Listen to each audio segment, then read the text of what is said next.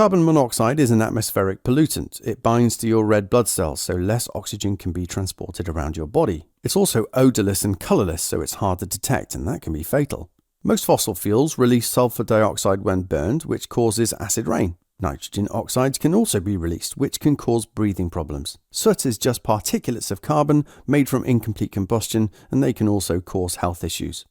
We need resources for warmth, shelter, food, and transport. Some are natural, like food, wood for building, fuels for burning, and materials for making fabrics and clothing. As the demands for these increase, we're trying to find new materials to use to help meet these.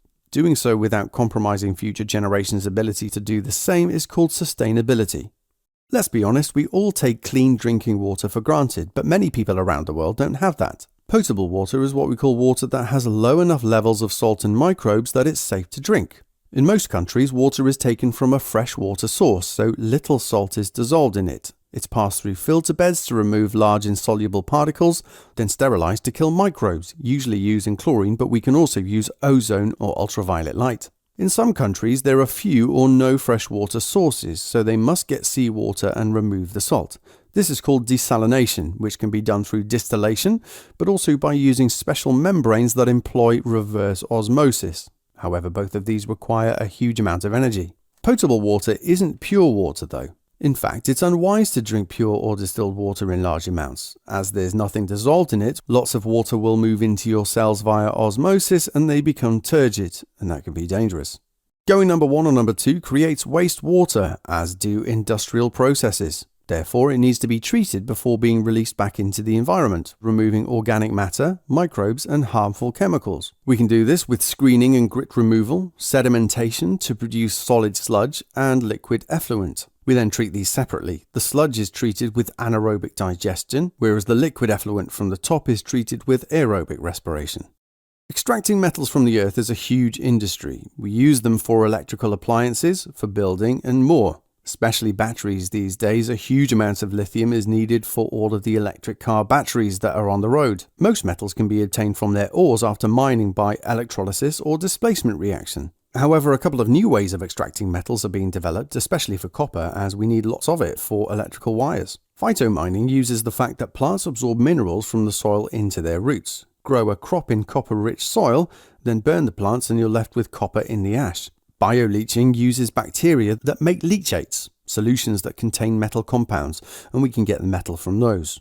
Both of these methods are pretty naff though, as they yield incredibly small amounts of the metal.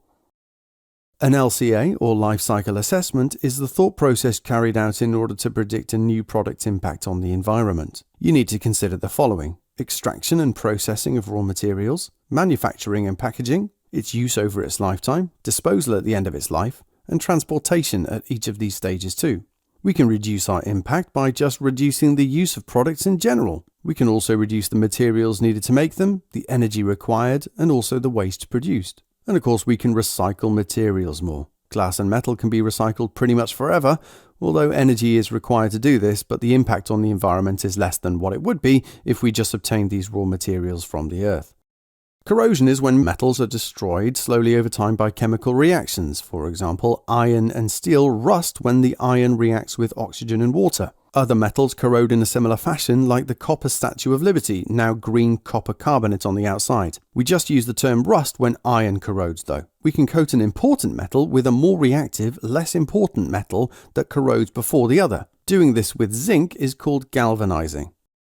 Alloys are mixtures of different metals. Bronze is an alloy of copper and tin, brass, copper and zinc. Even gold jewellery isn't usually pure gold, it would be too soft. It's combined with silver, copper and zinc. 24 karat is 100% pure gold, 18 karat is 75%, and so on.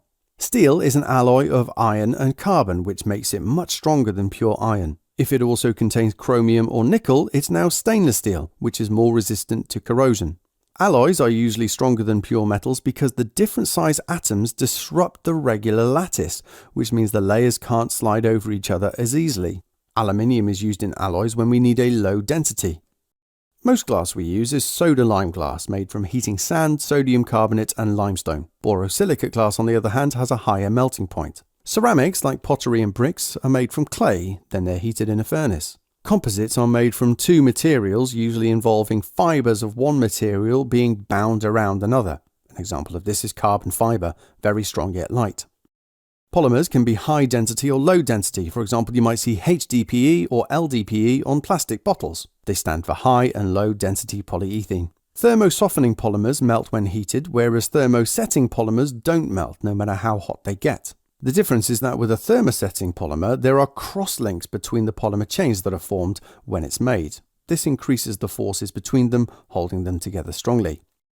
The Haber process is used to make ammonia, and this can be used for fertilizers. Nitrogen can be easily taken from the air, whereas hydrogen can be obtained from electrolyzing water or steam reforming methane. The gases are passed over a catalyst at around 450 degrees C and a pressure of 200 atmospheres. Like we saw with Le Chatelier's principle, a high pressure favours the forward reaction here as there's fewer molecules on the right. However, a lower temperature favours the forward reaction. But we can't have too low a temperature, otherwise the rate of reaction would be too slow. So that 450 degrees C is a compromise temperature to balance yield and rate. The ammonia produced is removed and the unreacted nitrogen and hydrogen are recycled, ready to make more ammonia.